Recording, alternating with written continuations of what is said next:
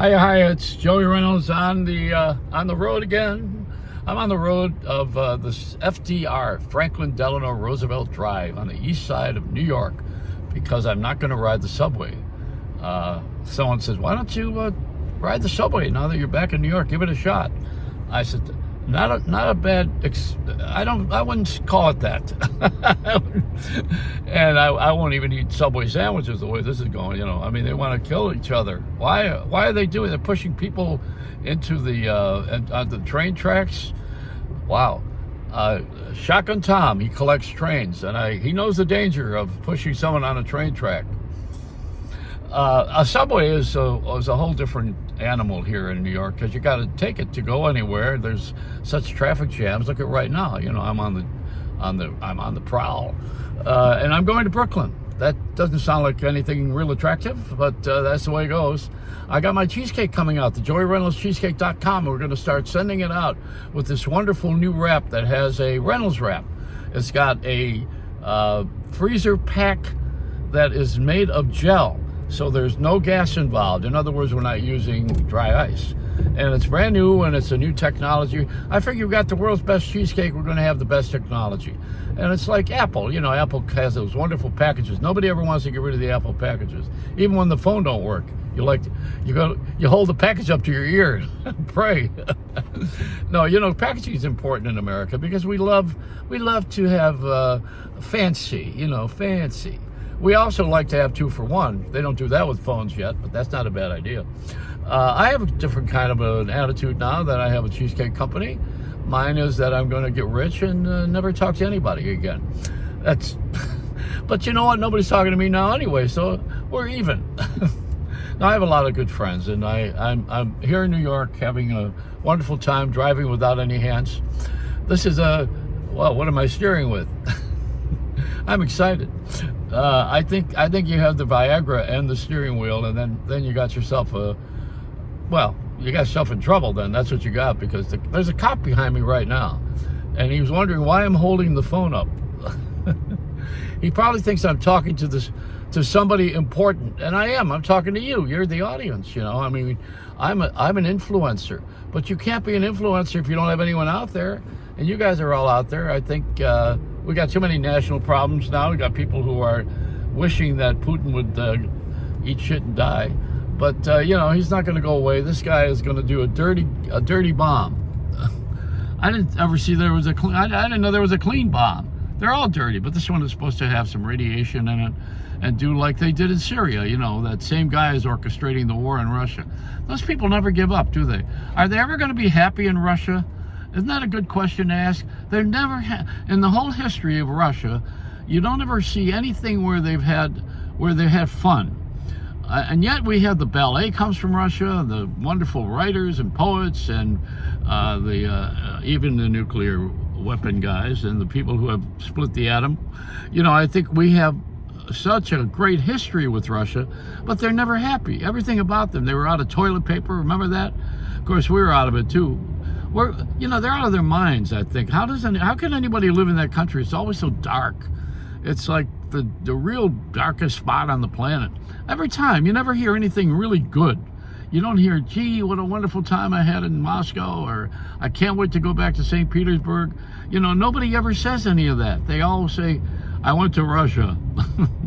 But they don't tell you that they had a wonderful time. I mean, nobody goes on a cruise and says, we stopped in St. Petersburg. We were in Leningrad, and what a wonderful time we had. Great food, great people. It's just all a bunch of crap. Nobody likes Russia. The Russians probably don't even like. I don't know what they do. I've been there a couple of times, broadcast from there. I had young people broadcast from the KGB headquarters at one time, and nobody was happy. No one is ever happy in Russia, but that's really what it is. It's Khrushchev. Remember when he was the dictator? If you ever read about him, I don't know if you're young, you don't know who he is. He was the guy when they had the Soviet Union, which was the combination of Russia and every other country that wanted to be with them or be forced to be with them. That was the Soviet Union. A lot of people are glad to be away from that, including Poland and the people surrounding Russia. They don't want to be part of Russia because it's dark and dismal, and they're always struggling with something. But I was getting to the point that Khrushchev used to want to come here. His great treat was to go to Disneyland. I mean, a Russian dictator or the chairman of Russia, whatever you want to call him, he wanted to go to Disney and go on the rides, I think, yeah, I know, he surprised everybody. What ride is Putin going to go on? He's going to go on a spaceship at Epcot Center. That's And believe me, this guy is a space cadet. He doesn't give up, does he? They're sitting there thinking they're going to take over another country, and everybody's supposed to be happy about it. I mean, this is what makes them happy, is taking over something that don't belong to them. I had a Russian partner when I put the taxi, TV, and cabs. I was the guy that did that in New York, when you get in a cab, you watch TV. I fought for that and had it happen, and I had a Russian partner. But I was rushing to get away from him. He imported caviar, and he eventually went to jail. Not for that, but he did a lot of criminal things, and he was my partner in the taxi cab business. I don't know, boy. We didn't own the cabs. We just put the TV in cabs. It was called Taxi TV, and I got the first one there and put it on the road. So now you can get mad at me. We did have an off button, so you didn't have to listen to the sound, and you could make your cell phone calls. We didn't have cell phones back then when I did that. We just had announcements from fasten your seatbelts. This is Joan Rivers, or this is Jackie Mason, But it's a big business now. NBC owns it. They get a lot of money from putting ads on the stuff in Taxi TV. Yes, I'm still driving, and I'm at a snail pace. Have you noticed? So what else is going on in the world? What else do you want to comment on? I think the only other thing is to tell you that we don't vote for what? We vote for the who. We're always voting for someone, not something. And I think we should change that system. I think we ought to vote for someone who is going to do the what. And we always have people that promise and they never do the what. So we vote for the who. And this sounds like one of those rock and roll things. I voted for the who. Or something with Kingfish, if you remember him. We never vote for the what. We vote for the who. We got the who, but we don't have the what. Andy. All right, I better get off of this thing. I'm going to get in trouble. I noticed that Broadway has all black people now with theaters. They renamed the theater after Lena Horne, very wonderful actress, big star during the 40s and 50s and 60s. She was great. And they named the theater Lena Horne. She was a mulatto, which is a mulatto, is that how they say it? A black and white mixture, I guess. And in those days, it was tough to be black and be in films because they used to do what they call sepia tone. And that was to make the films neutral. They were a little bit, they had a little rose tint to them, so that people would go to the movies and not be turned off. White people were very prejudiced here. No kidding. So, they have the Lena Horne Theater. They have now the James Earl Jones Theater. They named one after him. He's still alive. He's the guy who's the voice of Darth Vader, and a wonderful actor in many, many ways. So they named the two theaters after two black people.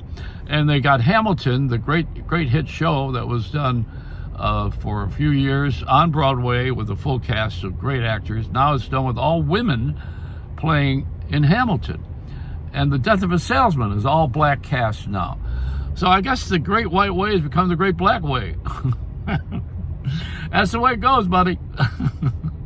And then you got Kanye West. Speaking of that, he doesn't know whether he wants to go to shul or he wants to go to worship in Vietnam where they make Adidas.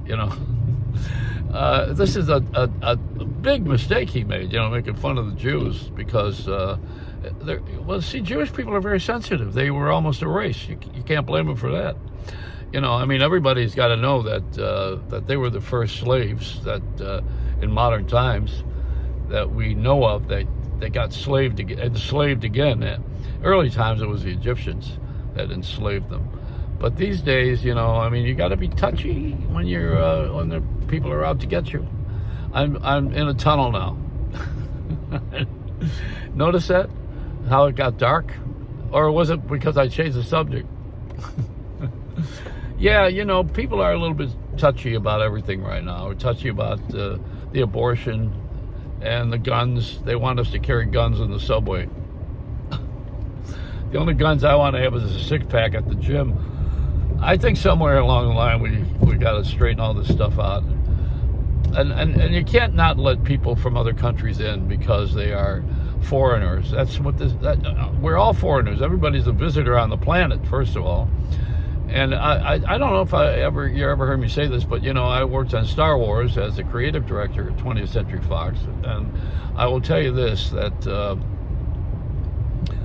way that I look at prejudices and difference of gay and straight and tall and short and religions, politics, I think that it was best done when George Lucas did the Cantina bar scene, and you saw everybody from all these other planets who were all sitting there having a drink, and they looked strange, but not to each other, just to us on the outside, see?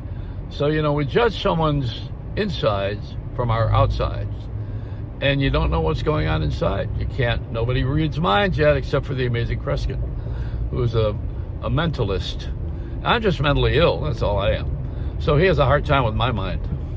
And it goes both ways, My mind is out to get me. It's and it's voting against you too. Voting against the what, not the who. Holy Megalandy, who to who? All right, that's it so far. It's a Reynolds wrap.